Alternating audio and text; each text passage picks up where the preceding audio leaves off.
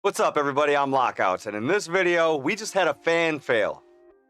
It's been rattling and making some noise, and it sounded like the bearings were going out. And it's an older fan that came out of not even this computer, but a computer that I had that's before this. I just threw it in here because I haven't bought or I haven't got around to saving up enough money to buy 10 CORSAIR fans for this because it's like $500 in fans that I need.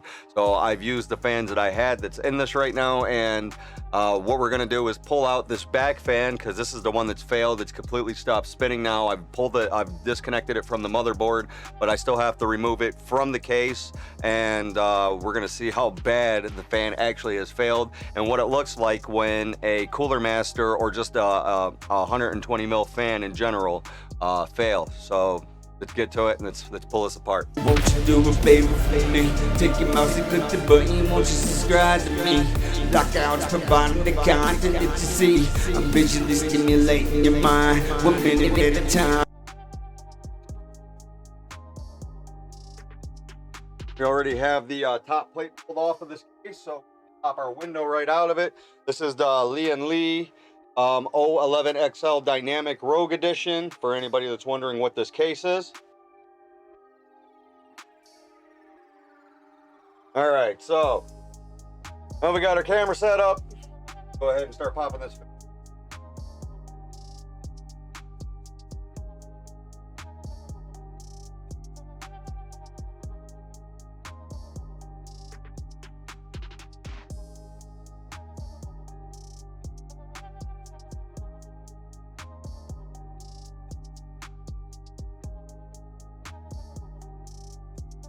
Feels like it's a pretty bad failure, dude. All right, get this out of here now without pulling out our water cooling or this light strip. If we can actually even get this out of here. Oh, there we go. And this computer is still on. One thing I did was disconnect the PWM. There's no RGB that was on this fan actually. Get our light strip fixed back in here. It's fully magnetic, so no worries with that part. Hopefully. Go, a lot better. All right. And I'm putting a fan back in it right now. We can keep our pressure from remainder of the fans that's in here. We still have 1, 2, 3. Let's see here. We got 1, 2, 3, 4, 5, 6, 7, 8, 9, and then there's 2 more CORSAIR fans on the top of the radiator is 10, 11. So right now there's 1, 2, 3, 4, 5, 6, 7, 8, 9, 10, 11. Yeah, there's 11 fans in there right now, and this fan that was in the back would have made 12. The way that I have it set up is 3 intake in the bottom, 3 intake in the side, and then push-pull on the rad, plus this one and this one. These ones on the top and the side is all pulling air out. So air's coming in here, going through the VRMs, and we're pulling cool air around our GPU and in through our radiator in the top, because we end up getting a little bit of the heat from the rad off of our graphics card going into the radiator for our CPU.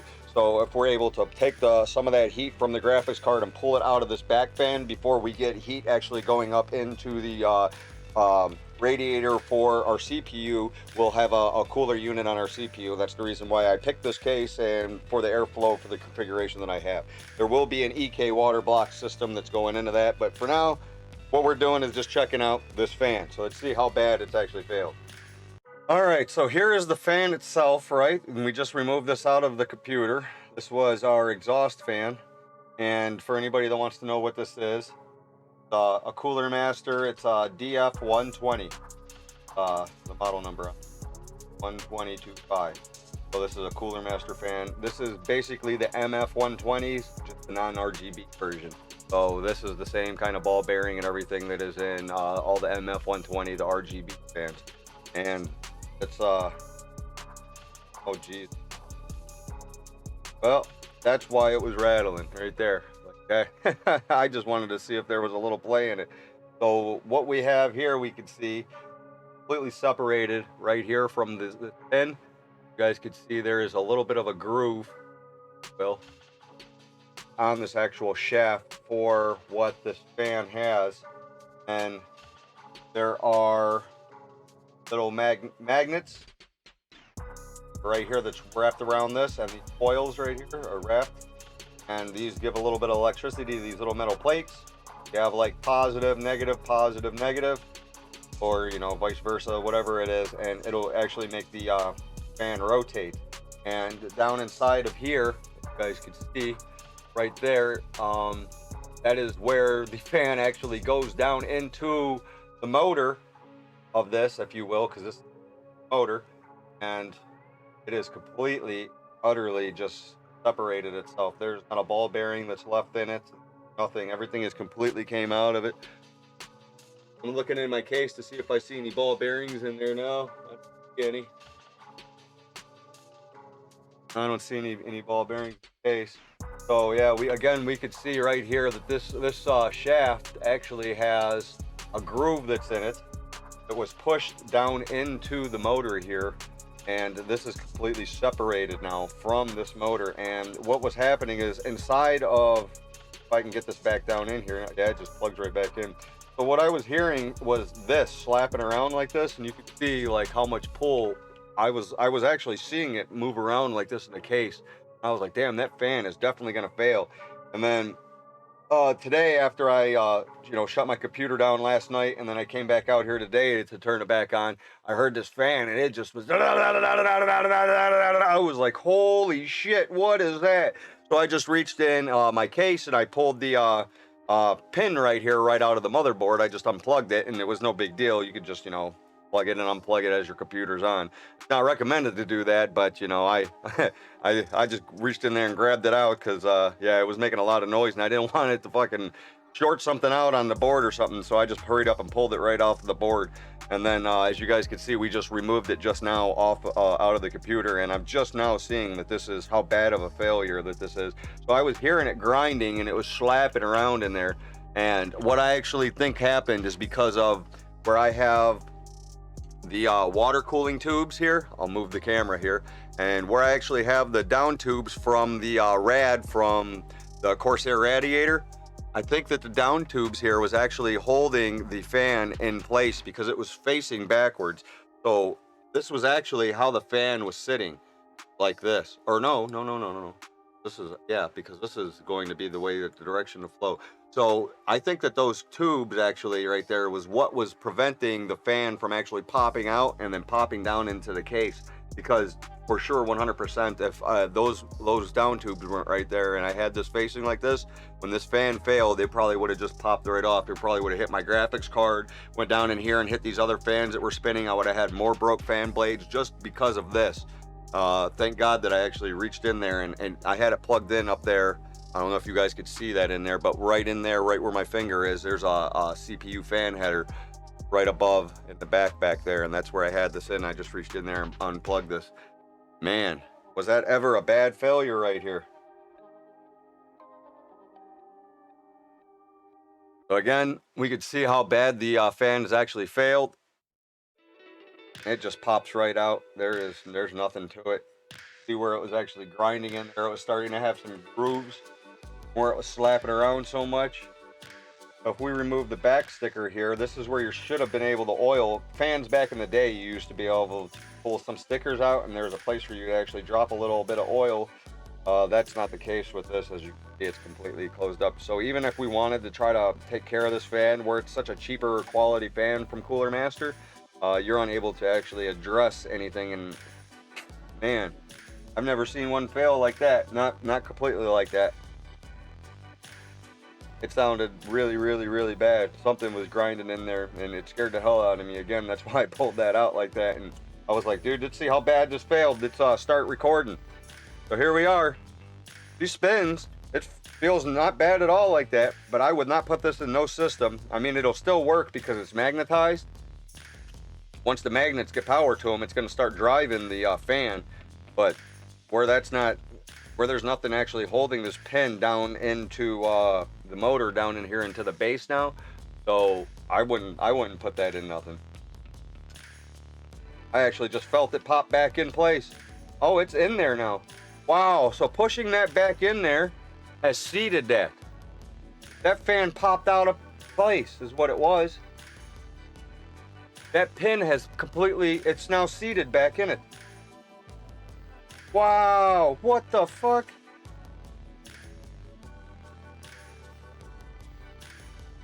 Yeah, you could hear it still slapping there.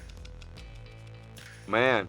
La la la la la la la la. I gotta talk so that noise gate on my microphone actually will open up and you guys can hear that little clicking that's in that fan right there. So there's still a lot of play that's in that. Somehow or another, this fan has separated and pulled that pin right out of it. I'm definitely not putting this back in my computer. It did it. I ain't putting it back in there. There's no way. I could feel how off it is too when I'm spinning it pretty fast.